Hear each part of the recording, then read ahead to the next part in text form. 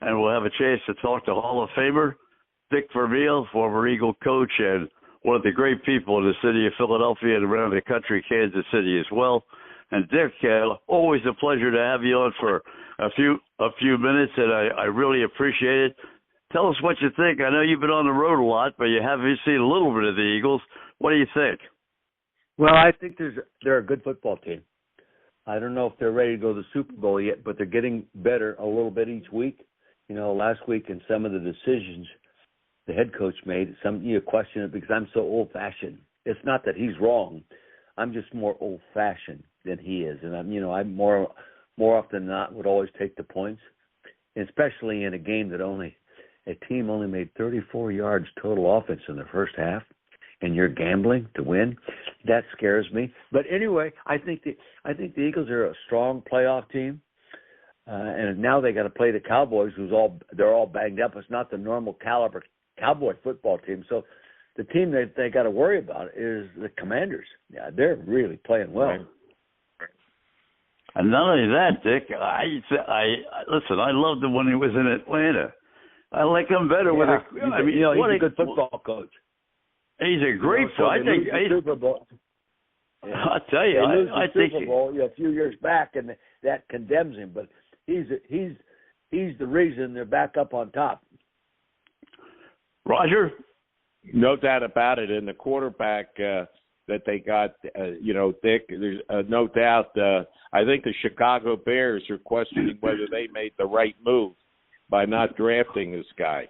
But the other thing is, and I agree with you about the Cowboys, but the rivalry now is not what it was during your time and Buddy Ryan. I mean, I just do not get the sense that it's anywhere near. Am I wrong about that, or am I right? Well, I think you may be partially right, because the Eagles have experienced success. The Cowboys have experienced some limited success since that period. But if you remember at that time, it was all about the Cowboys, and the Eagles hadn't experienced any success.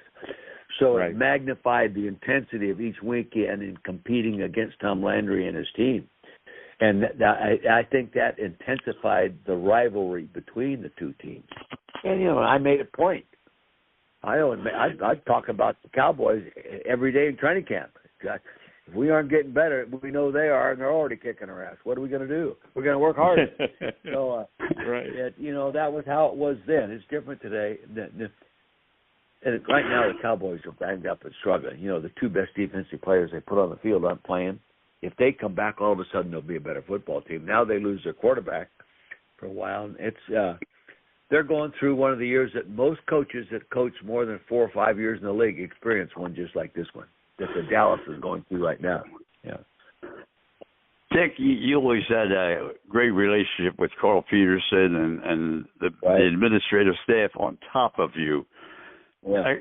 Can the Dallas Cowboys succeed without getting somebody like that to run the club rather than if they called you on the phone and asked for suggestions as to who you would pick to come in and really help us restructure, draft, operation of players, the money situation with the cap. Who would you suggest? Do you have anybody that you think would really, if you were in that position, would you like to name somebody that you'd like to help out or do something? No, I don't. I'm so far removed from it today, but thank you for asking. My thinking, I'd go bring Bill Polier out of retirement, okay? What has he not done great, okay? What has he not done better than anybody else? And but that's how I think, because I've always tried to surround myself with people that could do things better than I could do them. And Bill Polian would be that kind of guy. But, I think the Dallas Cowboys do a good job. First off, normally you're always going to have good players. And normally you're always going to have a good salary to work there. He is not cheap. They just have been unfortunate in recent years of getting it done for one reason or another. I don't know.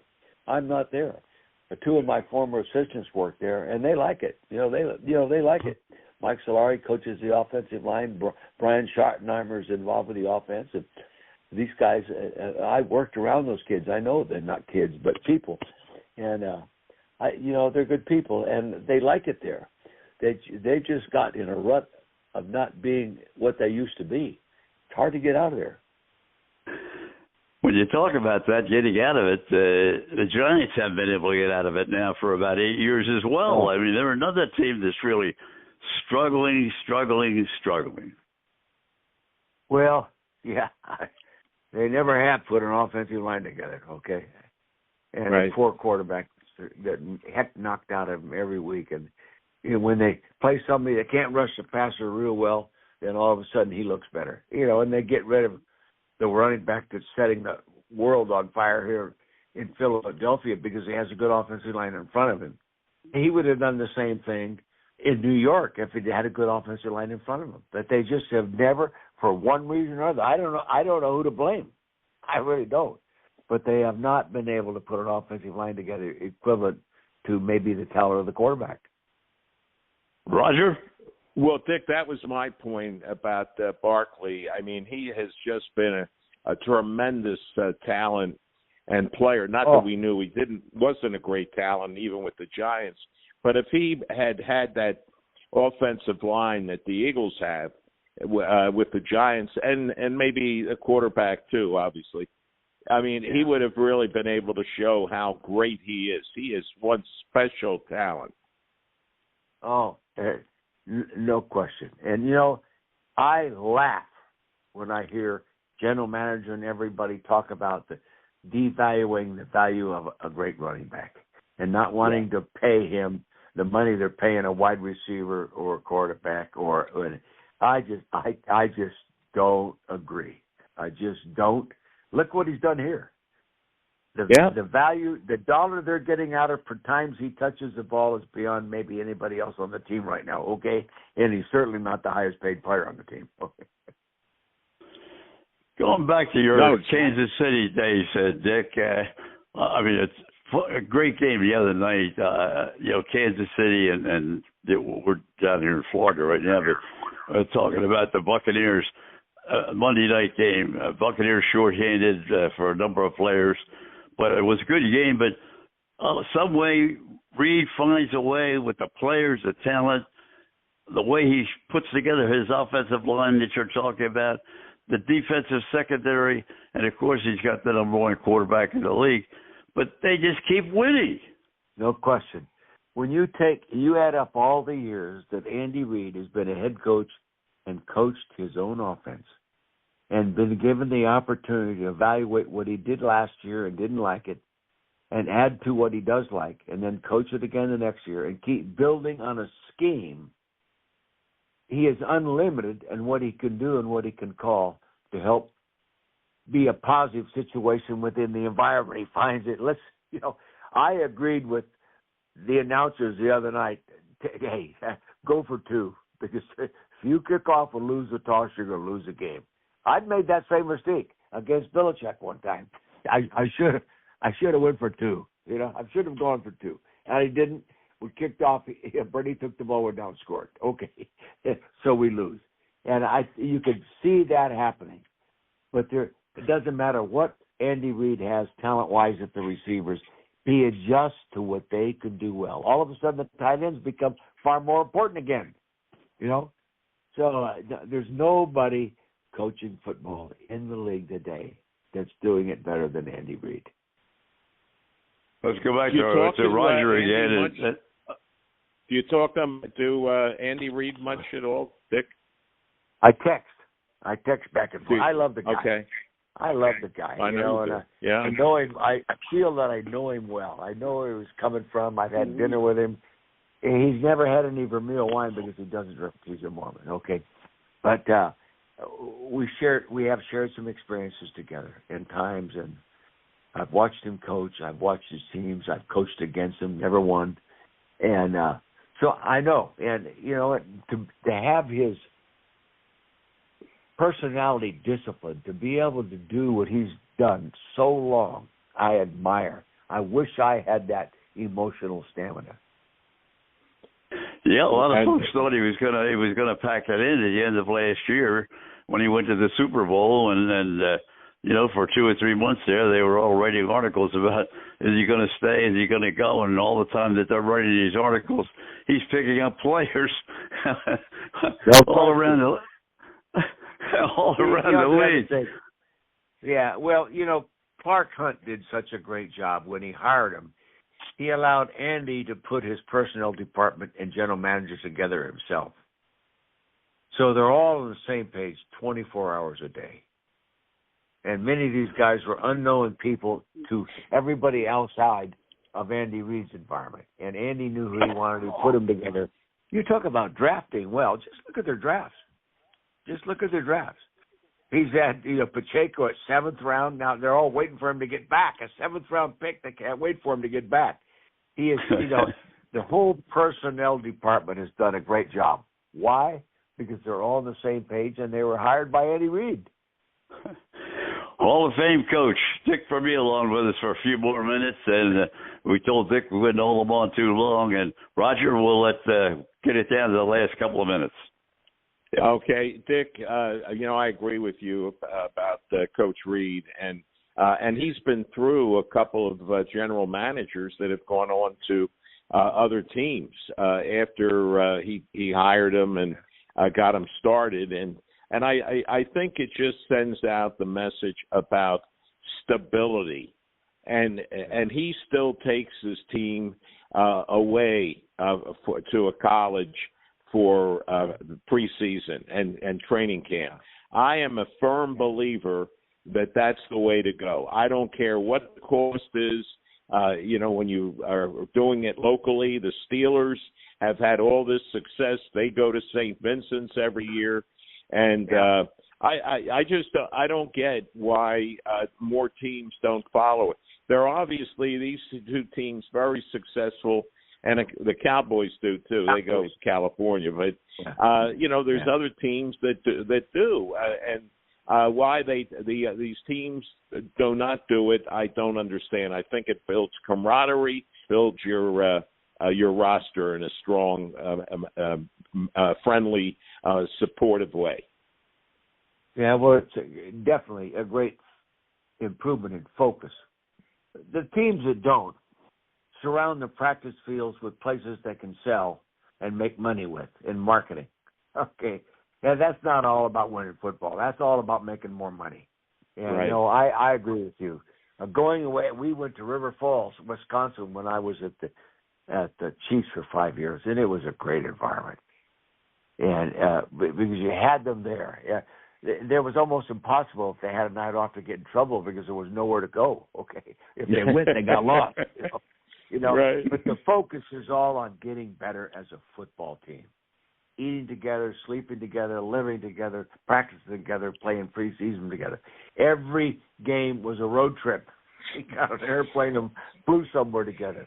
And I loved it, and I believe that is by far the best way to do it. But there are other reasons people don't, and I understand them. Dick, let me ask you about the Steelers, because that's another team that look at the longevity of the coaching staff over there. I mean, whether there 3 coaches in the last 25 years or whatever. Yeah.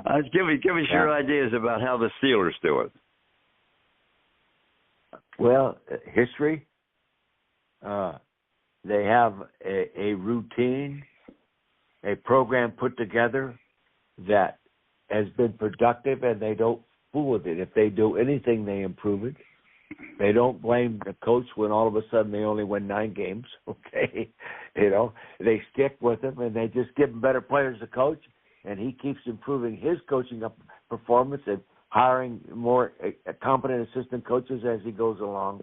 But, the Dan Rooney organization, you have to say nobody in the history of the league has ever done it better and more consistent than they have. Chuck Noll, God, he got him going.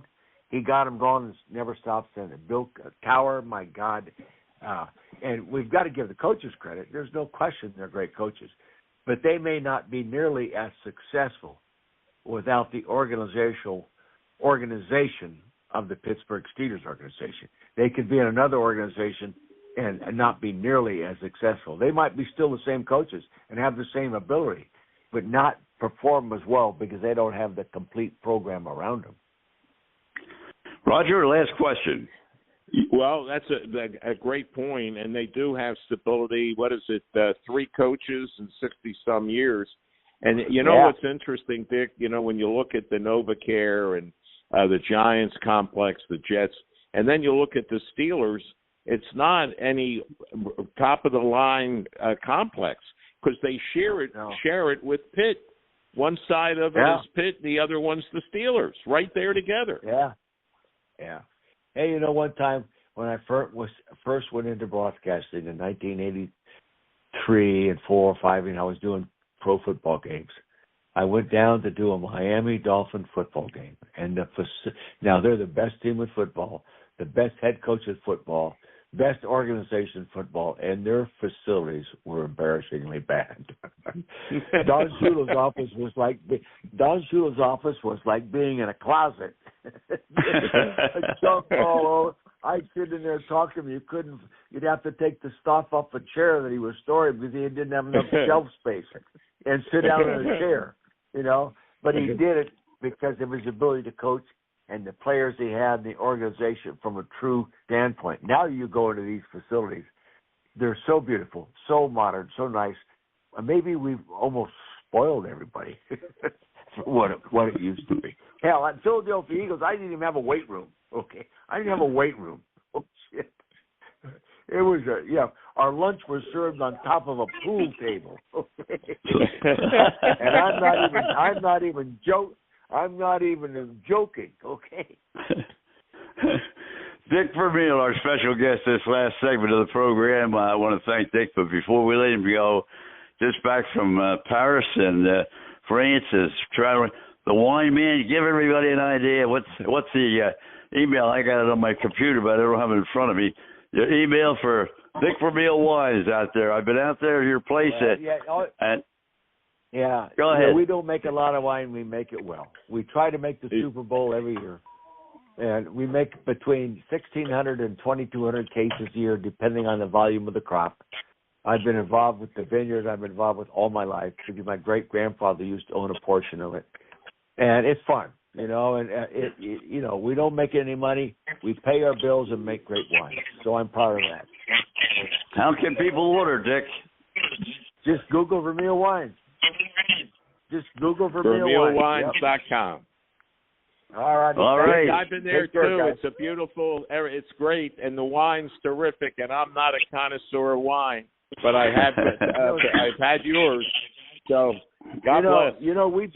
We were just selected as the best tasting room in the Napa Valley this last year for not being connected to a winery itself. We were the number one tasting room in the Napa Valley. It's 1018 First Street in Napa. Enjoy, guys. Thank you for having me. Thank you. Take God care. bless, Dick.